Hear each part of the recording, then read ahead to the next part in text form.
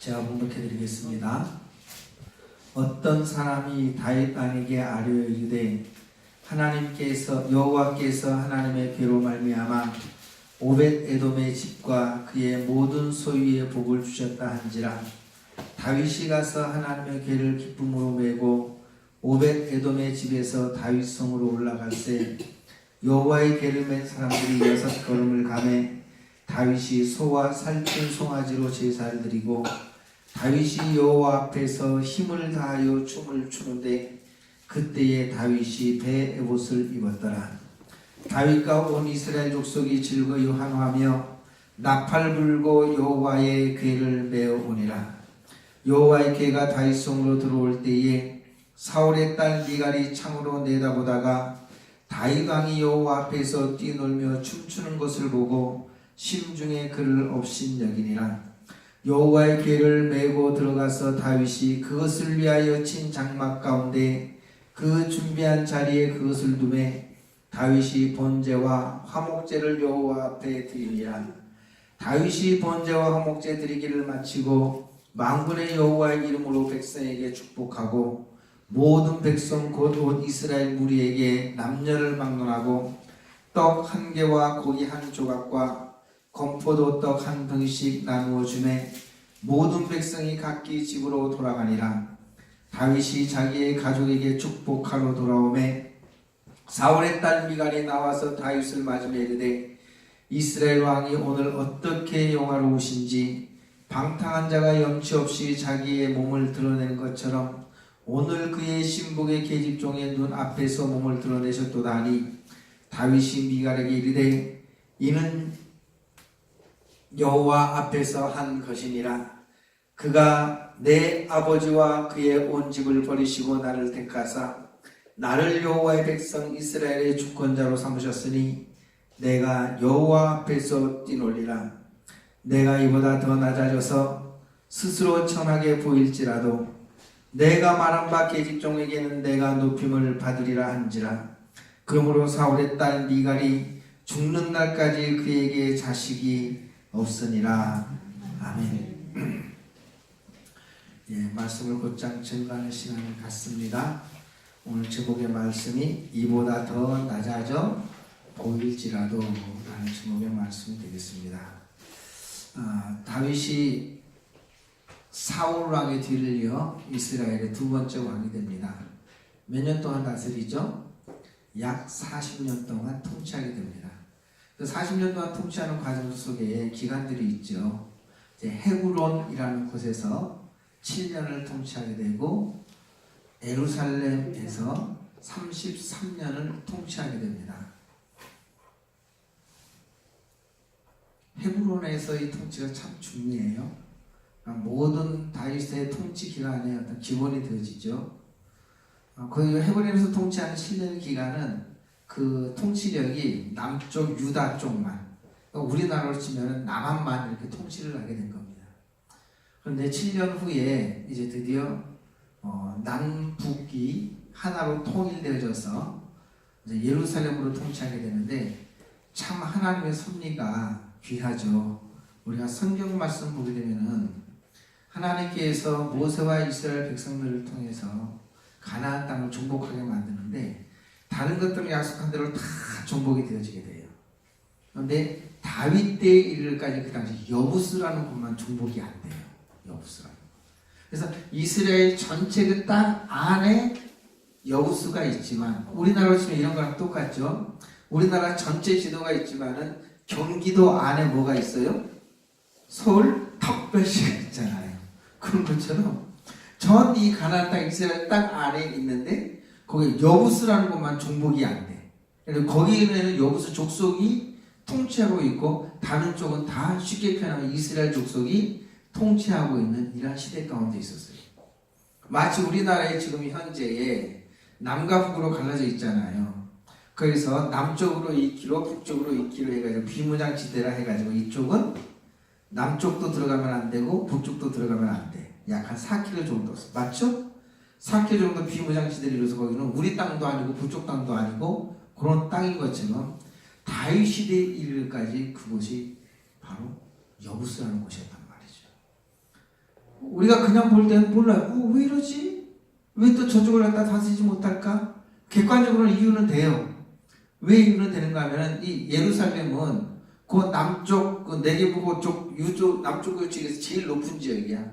그 높이 있기 때문에 쳐들어가지 못해요. 무너지지 않는 성읍이었어요. 그런 환경적 요인이 있지만 여러분 생각해 보세요. 이제 민수기에 가거나 또 여호수아에 이렇게 가게 되면은 이 이스라엘 백성들이 상대방이 강하다고 정복 못한 곳이 있어요, 없어요? 없어요. 그들이 순종하지 아니하였거나 아니 그들이 게으르거나 해서 하지 못했지 상대방이 강하기 때문에 정복하지 못한 것은 없었단 말이죠. 그런데 희한하게 다윗 때까지 이 여부스라는 곳은 정복하지 못해요. 그 여부스가 예루살렘이에요. 오늘 그 역사적 과정을 통해서 왜 그런지 모르지만은 다윗이 통치하고 나서야 비로소 그 이유를 알게 됩니다. 이제 남북이 이제 통일되어졌어. 그러니까 북쪽에 있었던 에브라임, 이스라엘, 북이스라엘 민족들이 와가지고 당신이 우리의 왕이 되어주십시오 해서 전체적으로 왕이 됩니다. 그래서 다윗이 했던 일이 두 가지가 있는데 첫 번째는 무엇인가 하면 바로 그 여부스 족속이 살던 곳 예루살렘을 자기의 수도로 삼게 되는 거예요. 우리로 치게 되면은 사실 북에 의해서 우리나라가 통일되어진다면 수도가 어디가 될까요? 평양이 되겠죠. 우리나라에 의해서 북이 통일된다면 수도는 어디가 될까요? 서울이 되겠죠. 그러니까 다윗에 의해서 모든 남북 이스라엘이 통일되어졌기 때문에 정상적으로 한다면 헤브론이 그들의 수도가 되어지게 돼요. 그런데 다윗의 마음속에 무엇이 있는가 하면 내가 이제 남쪽 유다의 통치자뿐만 아니라 전체의 통치자이다. 그러니 나는 남쪽의 통치자만이 아니라 남쪽의 통치자도 되고 북쪽의 통치자 된다. 물론 선언을 할 수가 있어. 그렇지만 실제적으로 행동으로 옮겨야지 돼요. 보니까 여부스라는 곳은 남쪽도 아니고 북쪽도 아니야. 그래서 그것을 정복하게 되는 거예요. 그래서 그것을 갖다가 새로운 통치 지역으로 삼게 되는 거예요. 정치력입니다. 정치력. 그러니까 우리가 믿음이라고 할 때에 성경에서는 믿음을 강조하잖아요. 믿음이 이기나라고 했을 때에 그 믿음이라는 것들은 우리들이 이런 정치력이나 이런 것들을 다 제외해가지고 무조건 이것만 되는 것은 아니라는 거죠. 이렇게 전체적으로 다 아우러져서 믿음이라는 큰 틀 안에서 움직여지는 거거든요. 다윗의 믿음이 바로 그런 것이었어요. 그래서 예루살렘을 그 통치 그 수도로 삼고 여부스 족속을 몰아내고 수도로 삼습니다. 정치적 통일입니다. 우리나라가 남북이 통일돼야 되고 동과 서가 어떻게 돼요? 하나 돼야 돼요. 아마 통일되면은 휴전선 근처 어디 근처가 아마 개성이나 아니면 그 밑에 휴전선 안에 수도가 정해질지 모르겠어요. 자세는 모르겠고 일단 그런 것들이 참 좋은 방법이다. 왜? 백성들의 마음을 품는 것들이 중요하기 때문에. 또한 중요한 것은 종교적 통일을 이루어야 됐어요. 마음이 하나 되어야 된다는 것이죠. 그래서 이제는 그 법궤를 하나님의 법궤를 예루살렘으로 옮기는 과정들이 있습니다. 그래서 우리가 정말로 우리를 인도하신 하나님은 우리의 하나님, 나의 하나님, 즉 다윗이 개인적으로는 지금까지 인도하신 여호와 하나님을 찬양하는 것이지만 이 백성들이 무엇으로 하나 되어야 되는 거예요? 종교적으로도 하나 되어야 된다는 것입니다. 그럼 종교적으로 하나 되어야 가장 상식적 사건이 무엇이냐? 바로 하나님의 법궤를 예루살렘으로 옮기는 거였습니다. 오늘 우리가 읽었던 본문의 내용은 바로 이 내용을 말해주고 있습니다.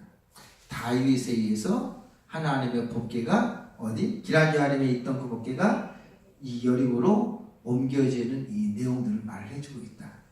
그렇게 함으로써 우리가 하나님의 말씀을 대할 때 또 하나님의 일들을 행할 때 어떻게 행해야 될지를 잘 말해주고 있습니다.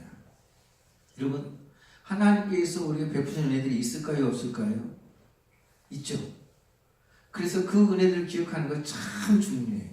그래서 하나님께서는 이스라엘의 역사 가운데 어떤 일들이 있을 때에 그것을 기억하라고 말해요. 그리고 너의 자녀손들에게 또 말하래요. 그래서 훗날에 너희의 자녀들이 묻거든 하나님은 이러한 분이다라고 그들에게 교육하래요. 그래서 우리가 깨어있고 체험 있는 신앙생활을 하는 것이 참 중요해요. 그러니까 우리의 자녀들과 우리의 후손들이 엄마가 믿는 하나님은 어떤 분이야? 아빠가 믿는 하나님은 어떠한 분이야? 아니 우리 참 행복해 다니고 있는데 우리 참 행복한 게 역사하신 하나님은 어떤 하나님이야? 지금까지 인생 과정 속에서 나와 함께한 하나님을 어떻게 말할 수가 있어? 지들이 고생만 하고 믿긴 믿었지만 이렇게 뭐 어떻게 여태까지 왔는데 이렇게 하면 참 곤란하겠죠. 그 하나님 내가 믿겠어요? 안 믿겠어요? 안 믿겠죠. 그럼 여러분 우리가 하나님의 은혜를 경험하는 거 참 중요해요.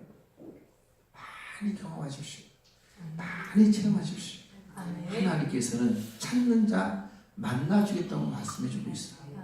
구하는 자 응답해주겠다고 말씀해주시고 있어요.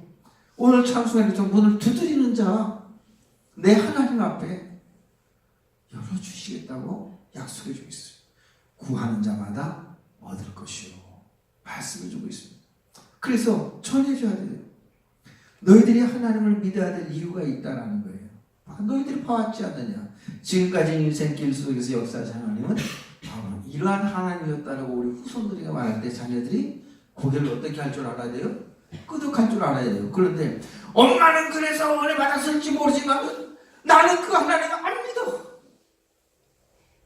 그렇게 아픔과 고통 가운데서 지지 웅성하게 살아가는 걸 나는 안 믿을 거야 이러면 참 곤란하겠죠. 그래서 그 하나님의 은혜들을 많이 경험했어요. 그래서 이 자녀들이 내가 그런 길들을 바라보면서 나와 함께 하신 하나님을 그들이 인정해야 된다는 것이죠. 다윗은 그 하나님을 경험해요. 또 그 하나님을 기억해요. 그리고 그 하나님 앞에 정말 내게 주신 그 은혜를 내가 무엇으로 보답할까? 자기의 최선을 다해 하나님을 섬겨요. 우리도 그런 신앙이 있잖아요. 그런데 더 중요한 것은 무엇인가 하면 그렇게 하나님을 신앙하고 하나님 앞에 우리의 모든 것들을 보답하되 사실 내 마음이 어떻게 하지 말자? 앞서지 말자. 하나님께서는 하나님이 원하시는 방법과 그 뜻도 말씀해 주셨어요. 그러니까 하나님 앞에 예배드릴 때 이렇게 예배드려라. 하나님 앞에 나올 때 이렇게 나와라. 이런 것들을 주셨어요. 그것이 이제 규례와 법도라는 것인데요. 사실은 오늘 우리가 오전에 잠언서를 봤지만 이 잠언서의 내용은 하나님께서 말씀하신 규례와 법도를 이 잠언이라는 것은 무엇보다 뛰어나다는 의미를 가지고 있거든요. 그러니까 하나님께서 정해주신 규례와 법도를 우리들의 생각과 우리의 이성과 생각으로 하는 것보다 더 뛰어나게 말씀으로 설명해 주신 것. 그 말씀을 설명해 준 것이 무엇이냐? 지혜라는 말로 표현되어 주고 있어요. 무엇을 말해주고 있는가 하면은 그 하나님을 우리가 기억하되 그 하나님의 은혜를 우리가 찬송하되 하나님께서 주신 지혜로 그 일을 해라. 그래서 하나님께서는 그 지혜 어떻게 말씀해 주셨는가 하면 네 생각과 네 뜻대로 즉 네가 좋은 곳으로 그렇게 하나님 앞에 하는 것이 아니라 나를 좋게 하는 방법들을 알려주셨다는 거예요. 그래서 하나님께서는 성막도 보면은요 여호와께서 말씀하신 대로 여호와께서 보여주신 모양대로 이렇게 되어 있어요. 심지어는 역대기에 보게 되면 하나님께서 다윗에게 설계들을 그려주셨다는 내용까지 나오고 있어요. 여러분 하나님 앞에 영광 돌리면 되지 뭐 보여주실 필요 없어요. 그냥 네 마음대로 좀 지어가지고 거기에 법계 넣고 떡상 올려놓고 번전함과 또한 촛대도 올려놓고 그렇게 하나님 줘. 그럼 각자 우리가 생각대로 나는 이렇게 해야지 나는 이렇게 해야지 할 수 있지 않겠어요? 그죠? 그러나 하나님께서는요 그 길이와 크기와 모양과 내용까지 다 말해주셨어요. 여호와께서 택하신 장소, 여호와께서 택하신 것, 그 방법. 그것은 무엇인가 하면 너는 내 거야 라고 말했을 때 그 표시를 하라는 거예요. 내가 말하는 대로 해라. 정말 날 기쁘게 하기를 원하느냐? 정말 내가 너의 하나님 맞느냐? 그럼 내 말을 들으라. 이것이 잠언에는 지혜라는 말로 표현되어지고 있는데 결국 이 잠언이라는 이 지혜의 말씀은 하나님께서 주신 율법의 모든 것들을 규례와 법도로 말로 뛰어난 언어와 그 기법으로 우리에게 말씀해 주신 내용이거든요. 다윗 이 백성을 정치적으로 종교적으로 하나의 통일해. 그러면 하나님을 중심에 모시고 법궤를 이렇게 그 예루살렘으로 옮기는 이 일들을 다윗이 있었습니다. 다윗이 맨 처음에 이것을 몰랐어요. 그래서 하나님께서 나를 왕으로 세워주셨기 때문에 정말로 휘황찬란하게 새 수레를 지었어요. 많은 찬양들을 동원하고요. 그래서 말들이 수레를 이끌고요. 얼마나 이런 건수는지 몰라요. 그러면서 모든 사람에게 그랬겠죠. 봐라! 하나님께서 이렇게 우리를 축복해 주셨고 인도해 주셨다라고 했어요. 그런데 중간에 그 법궤를 옮겨놓은 가정 속에서 소들이 뛰고, 그래서 법궤가 흔들리는 거 우살한 사람이 잡으려다가 거기에서 죽고, 그래서 온 백성들이 이게 어떤 일이냐 두려움 가운데 있어 법궤를 옮기지 못하고 오벳에돔이라는 사람의 집에 그냥 옮겨놨어요. 다윗이 성경에는 참 그런 표현이 있는데 분이 일어났다. 노했대요. 노했대. 왜 노했을까라는 거예요. 그것은 인간적 표현으로 이런 거겠죠. 자기의 마음에 그만큼 세심하게 모든 정성을 다 했는데 자기 뜻대로 됐어요, 안 됐어요? 되지 않은 것이거든. 마음에 분노가 일어나는 거든. 아니 내가 이렇게 영광 돌리는데, 아니 내가 이렇게까지 주면 도대체 어떻게 이런 일이 일어나는 거야? 이렇게 될 수 있겠죠. 그래서 다윗이 집으로 돌아가요. 법궤를 옮기지 못해요. 그리고 성경 말씀에 석 달 후라는 이 기간을 허락해주고 있는데요. 석 달 후에라는 이 기간에 한쪽에 이렇게 말해주고 있어요. 오벳 에돔의 집에 이 석 달 동안 머물 동안 여호와께서 그 집에 축복을 내린 거예요. 자, 다윗이 법궤를 옮기지 아니한 것은 자기의 생각대로 되어지지 아니하였고 하나님께서 축복해 주실 것이라고 이렇게 영광 돌리니까 축복해 주실 것이었는데 축복해 주시지 않은 거 보니까 좀 마음이 좀 섭섭하고 이런 것들이 있지요. 그런데 그 석 달의 기간 동안 하나님께 오벳에돔의 집에 복을 내리셨다라는 말씀이 있는 것을 보면 하나님께서 다윗에게 메시지를 주는 거죠. 나는 두려움의 대상이 아니야. 내가 함께 있는 곳, 나와 동행하는 곳, 내가 역사하는 곳, 하나님의 은혜이고 축복이고, 쉽게 표현하면 성경적 표현으로 하늘에 신령하는 땅에 기름진 복이 있는 하나 은혜가 역사가 있는 곳이라는 것이죠. 깨닫게 해주는 거예요. 그럼 다윗이 그럼 어떻게 해서 이런 일이 일어났을까? 석 달 동안에 우리가 다윗이 어떤 생각, 어떤 것을 했는지 몰라요. 그러나 이외의 내용들을 보면 우리는 유추를 할 수가 있어요. 아, 깊이 묵상했겠다. 처음에는 하나님 왜 이러시냐고 어떤 감정적 표현을 나타낼 수도 있었지만 이 석 달 동안 가만히 묵상했죠. 그 묵상이라는 것이 뭐예요? 하나님을 기억하고 하나님을 생각하는 것 아니겠어요? 자기의 인생길 가운데에서 이제 기름 부을 때부터 시작해가지고 사울 왕에게 쫓겨 외국으로 망명가고 그 위험 절박한 순간 속에도 결코 자기를 떠나지 아니하였다. 그래서 여호와는 나의 목자신 내가 부족한 것이라 고백하게 만드셨던 그 하나님. 그리고 유다 광야에서 가난하고 또한 억울한 자, 빚진 자 이런 모든 자들이 나와서 400명 이루어서 이게 아둘람 공동체를 이루게 되고 그 사람들이 이제 그 블레셋으로 넘어갔다가 다시 이제 사울의 죽음으로 헤브론으로 와서 이제 왕이 되어지게 되고 통치하게 되고 이제 이곳까지 인도하신 하나님을 쭉 기억했겠죠. 쭉 기억하는 과정 속에 하나님께서 내용들을 보게 되면은 모세를 통하여 주신 말씀이 깊이 묵상되었던 것 같아요. 왜냐하면 석 달 위에 하나님의 이 법궤를 옮기게 되는데 그때는요 수레를 만들지 않아요. 그때는 자기의 생각으로 막 하지 않았어요. 딱 한 가지 깨달았던 것이 있었어요. 아, 하나님의 방법대로, 하나님의 말씀대로,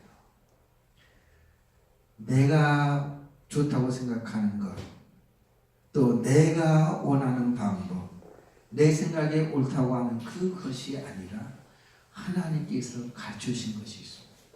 그 뜻대로 행해야 되는 것이구나라는 것을 다시 깨닫게 되죠. 그래서 그 다음에 했던 방법은 이제는 6장에 이르러서 이제는 제사장이 4명의 제사장이 괴를 내고 하나님께서 모세의 율법을 통하여 말씀하신 그 방법대로 하나님의 교회를 이렇게 옮기는 거죠. 이것이 부분의 말씀이에요. 여러분, 우리가 하나님의 거룩한 일들을 해나가야 될 때에 우리 오전에도 우리 집사님 기도하고 또 헌신예배 드리면서 했었지만은 철저하게 이것을 계속 묵상합시다. 하나님께서 어떻게 우리 가운데 역사하시는지, 하나님의 방법은 어떠한 것인지. 요즘에는요, 마치 흐릿한 시대, 명료하지 않은 시대예요.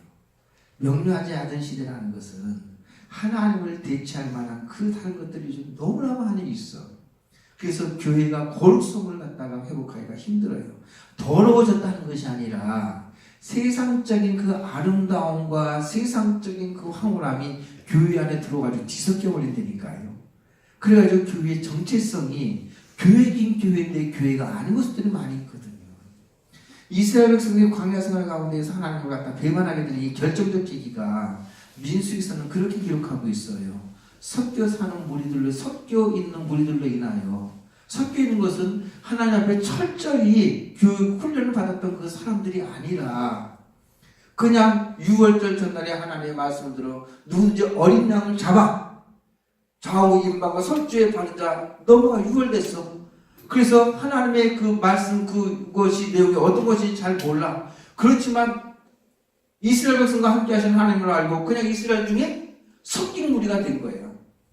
그 섞인 무리들은 하나님을 알지 못하니, 잘 모르니 어떻게 되겠어요? 항상 환경 따라 그 믿음과 신앙이 변하게 되잖아요. 그죠? 하나님을 정확히 말씀했음에도 불구하고, 가르쳐주었음에도 불구하고 그에 대한 가르침을 받지 못하고 그에 대한 지식이 없으니까 자기 생각대로 움직여요. 신앙생활도 마찬가지잖아요. 우리들 가운데에 물론 사람들과의 관계 속에 있어서 영적인 부분들에 있어서 좀 약하고 어린 정도의 신앙이 있는 분들 향해 믿음이 있는 분들이 그럴 수도 있지 이해하면서 그래 하나님 말씀은 이런 거라고 가르치면서 양육시키고 다듬으면서 올 수도 있잖아요. 그런데 또 이런 분들도 있어요. 뭐 그럴 수도 있지 해가지고 하나님의 말씀과 상관없이 자기 생각대로 신앙생활 하는 분들이 또한 있단 말이에요. 하나님께서 교회 공동체를 허락해 주셨어요. 또 하나님께서는 이스라엘의 성막과 회막을 지을 때, 성전을 지을 때에 분명히 말씀해주고 있어요. 심지어는 구체적으로 지난주에도 그런 얘기를 했었죠. 하나님의 성막과 이스라엘 백성 지내사에 항상 레위인이 있었어요. 그러고 나서 이 레위인들이 하는 역할들이 뭐라고요? 하나님의 말씀을 가르치고 이 사람들이 함부로 하나님의 성막에 가까이 함으로 죽임을 당하지 않게 하는 역할들이 있었거든요. 여기를 우리가 조금 더 예표적으로 해석한다면 하나님의 진이 있기 때문에, 회막이 있기 때문에 동서남북 사방에 있었던 이 백성들이 무조건 일이 있으면 하나님하고 다가올 수 있거든. 성막 가까이. 하나님께서는 아니라는 거예요. 무조건 나오는 것이 아니라 너희들이 들어갈 문은 있다. 즉 아론과 모세가 있는 거 동쪽 진문을 향해서 쫙 들어가야 돼요. 거기 보면 참 재밌어요. 성막도 그렇고 성전도 그렇고 그 문에 그 크기가 있잖아요. 그 성막 안에 있는 지성소의 그 문과 똑같아요. 그 크기가. 들어가게. 그쪽으로 들어가는 거예요. 이것이 바로 거예요. 그러면서 말씀. 하나님 앞에 나올 때는 택한 예물이 있고 택하신 장수가 있고 또 하나님 앞에 드리는 방법도 있잖아요. 예물도 있잖아요. 다 하나님께서 정확히 말씀해 주세요. 속죄제를 드릴 때는 뭐로? 암컷으로. 화목제나 당임제를 드릴 때는 어떤 것으로? 수컷으로. 속죄제를 드릴 때는 주로 번제와 이런 거 소제 모습으로 드리게 되어지게 되지만은 화목제를 드릴 때는 어떻게? 주로 거제나 요제의 모습으로. 정확히 어떻게 해야 될 것을 말씀해 주셨어요. 하나님께서 그 방법들을 받으시겠다라는 거예요. 오늘날 하나님의 교회와 하나님의 백성들이 신앙생활하는 것도 마찬가지예요. 우리가 이런 하나님의 말씀에 예민한 반응으로 세세하게 생각하지 아니하고 신앙을 한다면요, 일반 무리와 똑같아요. 요즘에 일반 사람들에게 있어서는 통일교도 뭐예요? 교회예요. 안성 증교도 교회예요. 여호와의 증인도 교회예요. 그러나 우리는 그들의 교회가 아니라는 것들은 알고 있죠. 일반 세상 사람들은 몰라요. 그럼 또 오늘 우리 교회 안에 있는 우리 안에 마치 이스라엘 백성들이 똑같습니다. 야곱 때도 마찬가지고요. 모세 때도 마찬가지고요. 하나님 앞에 이런 거룩한 일을 행할 때 꼭 했던 말이 너희 안에 있는 장신구를 가지고 떼어버리래. 우상을 제하여 버리래요. 그러나 하나님의 백성임에도 불구하고 그 백성들 안에 우상이 들어와요. 사무엘 때도 마찬가지예요. 미스바에 모여서 여호와께로 돌아오라거든 너희 안에 있는 모든 장신구를 떼어버리고 하는 거죠. 하나님의 교회가 하나님의 교회로서의 모습처럼 여전히 우리 안에는 어떤 모습들이 있다고요? 하나님의 말씀과는 상관이 없는, 우리를 의식하지 못하면서 살아가고 있는 그런 모습들이 있다는 것이죠. 말씀드렸던 것처럼 우리가 함께 하려고 하는 이 교회의 이 모습들은 하나의 율법이 하나의 규정이 되어질 수는 없어요. 그죠? 그러면 우리가 회막처럼 쳐야지.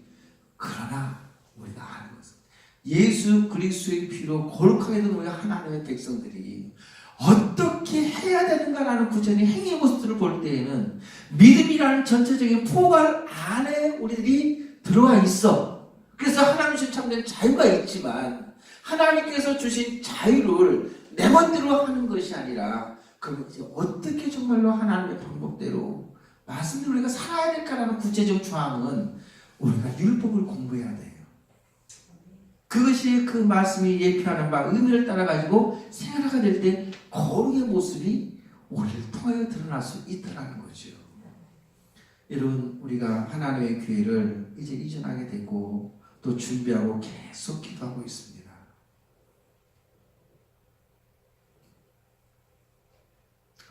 다윗이 이런 하나님의 방법으로 올 때 그 마음이 절제할 수 없는 흥분으로, 그 절제할 수 없는 이 감사로, 찬송으로 가득 찼어요. 너무너무 고마웠기 때문에 그 배 에봇이라는 것은 이제 통으로 되어져 있는 옷 있잖아요. 요즘에 그 중동에 있는 거 이게 다 떨어져 있거든. 너무너무 감사하고 했는데 춤을 추다 보니까 다 옷이 벗어진 줄도 모르고 춤을 췄어요. 사실 야곱에게서의 영원한 사랑은 저기거든요. 라헬이거든요. 그런데 사실 다윗도 보게 되면은 그 망명생활 하게 될 때 어떤 의미에서는 도대체 이렇게 영적인 사람이 왜 이렇게 지저분할 정도로 좀 과부, 또 자기보다 나이가 많은 사람들, 이런 사람들을 처로 데리고 와요.